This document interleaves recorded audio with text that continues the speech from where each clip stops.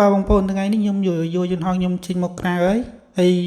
ថ្ងៃមុនខ្ញុំផុសកាន់តែរូបផុសអើយមួយកណាត់ធម្មតាអត់តដាក់ស្នាខាងលើបងប្អូនគាត់ម្នាក់គាត់ខមមិនថាឃើញតែរូបហ្នឹងមិនហោះហើយបងប្អូនជួយមើលយន្តហោះខ្ញុំ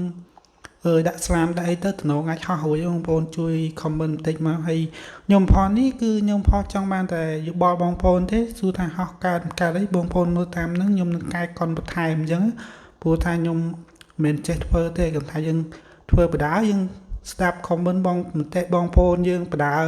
ដើម្បីយកមកកែលម្អថែមអីចឹងថាកន្លែងណាតូចកន្លែងណាធំអញ្ចឹងបងប្អូនហើយនេះខ្ញុំគ្រាន់តែតម្លើងស្លាភាសាមើលទេវាអត់ទាន់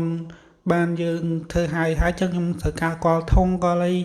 ទឹកថ្នាំហ្នឹងកលដើម្បីវាស់វាមើលថាវាតំណងឬក៏ត្រូវតាមអ្វីដែលយើងចង់បានអញ្ចឹងបងប្អូនហើយ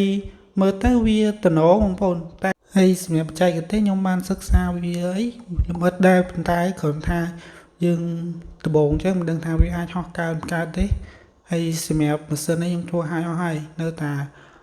ស្លាប់ធំខាងលើហើយនឹងកន្លែងកាប៊ីនហ្នឹងយើងតភ្ជាប់អីបន្តិចទៀតអញ្ចឹងដាក់កញ្ចក់អីអញ្ចឹងបងប្អូនដាក់ជ័រប្រភេទជ័រអញ្ចឹងហើយនៅកែធុងសាំងបន្តិចទៀតសម្រាប់រូបរាងប៉ុណ្ណឹងបងប្អូនជួយ comment មើលថាអាចហោះរួចដែរបងប្អូន